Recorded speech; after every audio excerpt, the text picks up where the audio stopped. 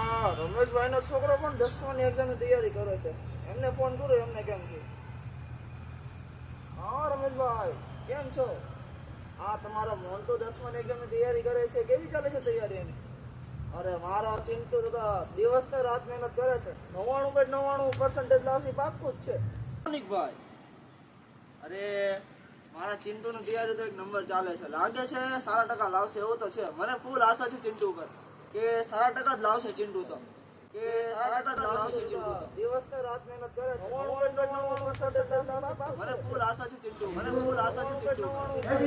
દિવસ તો હવે હું ચિંટુનો પપ્પા નહીં પણ એક 10મું પાસ કરેલો સ્ટુડન્ટ પેરેન્ટ્સની જવાબદારી બને છે કે સ્ટુડન્ટ ઉપર વધારે પડતી આશા રાખવી, જેનાથી 10માના સ્ટુડન્ટ કે પછી 12ના સ્ટુડન્ટ કે ગમે તે સ્ટુડન્ટ હોય તેની ઉપર મેન્ટલી સ્ટ્રેસ પડે છે. દરેક સ્ટુડન્ટની એબિલિટી જુદી જુદી હોય છે. કોઈને રમવામાં ઇન્ટરેસ્ટ હોય છે તો કોઈને સ્ટડીમાં ઇન્ટરેસ્ટ હોય છે.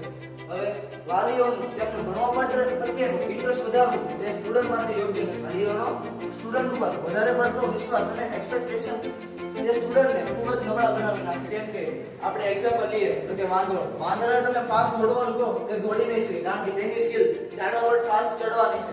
અને જેમ કે ઘોડો, જ્યારે તમે ઝાડા પર ચડવાનું કહેશો તો તે ચડી નહીં શકે, પણ તેની સ્કિલ ફાસ્ટ દોડવાની છે.